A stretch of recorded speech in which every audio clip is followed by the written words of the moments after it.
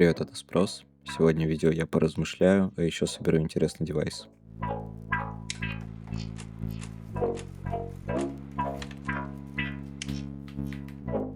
Пассажиры «Титаника» почти 2 часа после столкновения с айсбергом не хотели покидать корабль.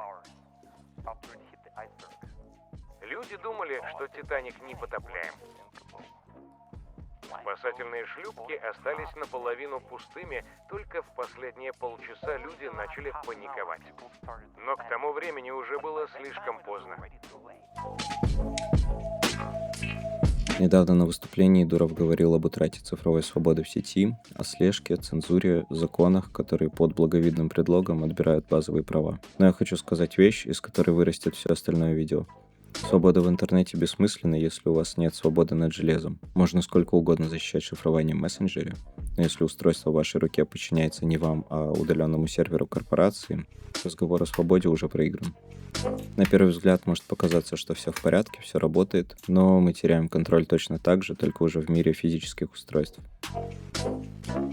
И сегодня, пока я собираю этот DIY open source контроллер, я объясню, почему мы уже потеряли контроль над собственным железом и почему это важно.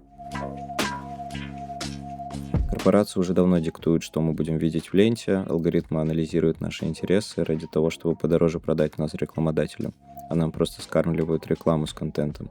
Но сегодня не об этом. Проблема вышла далеко за пределы софта. Это закрытая экосистема монополистов вроде Apple или Google, из которых пользователю не дают выбраться. И если в программном обеспечении мы с этим как-то смирились, то теперь этот огороженный сад вырос вокруг хардвера.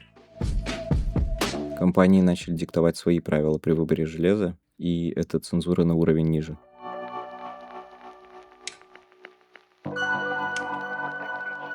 Защита детей – это то же самое оправдание, которое использовалось в бесчисленных других случаях авторитарными режимами на протяжении последнего столетия. Почему? Потому что как только кто-то говорит о защите детей, это внезапно активирует очень древние, очень глубокие части нашего мозга. В мире корпоративного железа используют ровно тот же риторический прием. Осенью 2023 года Xbox выпустил апдейт, который заблокировал сторонние геймпады, выдавая ошибку. Точно так же ты не сможешь подключить кастомный контроллер к PlayStation 5. Корпорации говорят, это для вашей безопасности, мы защищаем вас от некачественного игрового опыта, опираясь на производительность, надежность и безопасность. По факту они блокируют чужой хард, потому что внутри нет проприетарного чипа, за который им отстегнули процент. То есть ты будешь взаимодействовать с нашей системой только через одобренные нами инструменты. В прошлом году французский налоговый чиновник был пойман на краже финансовых данных людей, владевших крупными криптоактивами и другим богатством. Таким образом, французский налоговый чиновник продавал личные финансовые данные французских граждан преступникам. Если ты возьмешь два абсолютно новых смартфона одной известной яблочной корпорации и поменяешь их оригинальные экраны местами, они начнут выдавать ошибки. Деталь твоя, устройство твое, но программно тебе запрещают ремонт без криптографического рукопожатия с серверами компании. Можно подумать, что сравнивать реальную угрозу тюрьмы за репост и заблокированный экран от айфона — это бред. Государство может уничтожить твою жизнь, а корпорация максимум заставит купить новый продукт. И это правда. Угрозы государства звучат убедительнее. Но прикол в том, что диктатуры больше не строят свою инфраструктуру слежки с нуля. Они используют ту, что лежит у нас в карманах.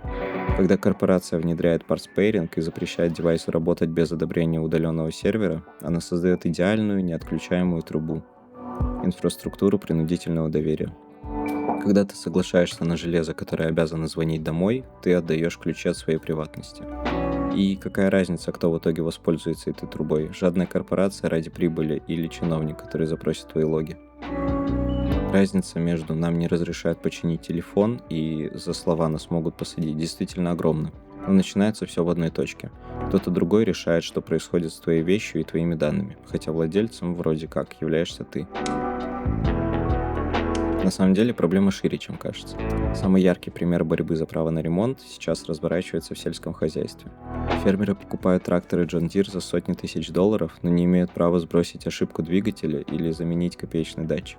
Трактор программно блокируется и превращается в груду металла, пока на поле не приедет официальный дилер со специальной флешкой. Людям, которые выращивают еду, приходится скачивать взломанные украинские и польские прошивки с форумов, чтобы починить свой собственный, купленный за свои деньги трактор. И это реально киберпанк. В мире искусственного интеллекта, если мы откажемся от права на неприкосновенность частной жизни, можете быть уверены, что каждое отправленное вами сообщение будет отслеживаться и анализироваться. Каждый черновик, каждая мысль, каждая идея будут отслеживаться, каждая связь будет фиксироваться. Будущее может стать гораздо мрачнее и антиутопичнее. Частично это уже произошло. Мы живем в мире, где нам не принадлежит то, за что мы заплатили деньги. Меня раздражает тот факт, что игры, которые мы покупаем в Steam, нам не принадлежат. Юридически мы покупаем бессрочную подписку на доступ. Если захотят, отберут. И по лицензионному соглашению будут правы. В железе все работает точно так же. Bambu Lab делает потрясающие 3D-принтеры, но жестко завязывает прошивки на свои облачные серверы. Шаг влево, и ты теряешь функционал. PHP блокирует принтер, если ты отменил подписку на чернила. Производители умных хабов вроде Wing буквально превращали устройство пользователей в кирпичи, пока те не оплатят новый ежемесячный взнос. И девайс умирает по команде с чужого сервера. Здесь я хочу прояснить важный момент. Это не призыв надеть шапочки из фольги, я не считаю, что все корпорации абсолютное зло, и я не против сервисов по подписке. Бизнес должен зарабатывать, это нормально. Проблема не в подписке как таковой, а в том, что происходит, когда вместе с ней вы теряете доступ к вещи, которые физически купили и держите в руках. Я прекрасно понимаю иронию, я сделал это видео для YouTube, где работают такие же алгоритмы, я снимаю на свой iPhone. Я не пытаюсь строить из себя Элиота Алдерсона, смартфон — это вынужденный компромисс, а отказ от него — это крайность. У нас нет альтернативы, все девайсы собирают данные, и это то, о чем я говорю. Существует комьюнити людей, которые не хотят отдавать контроль. Они делают устройство на базе открытого исходного кода. Именно такой файт-стик я сегодня собираю на фоне. Почему я вообще так зациклен на устройствах ввода, будь то аркадный стик или кастомная сплит-клавиатура? Потому что ввод — это наш единственный мост в цифровой мир. Если ты не контролируешь то, как твои пальцы передают сигнал в машину, то ты ничего не контролируешь. И если корпорация решает, на какую кнопку можно тебе нажать, а на какую нет, то ты теряешь базовый контроль над своими же вещами. У нас нет запасного плана, нет спасательных шлюпок, нет второго Запада, нет запасной цивилизации. В масштабах мировой сети это, возможно, так.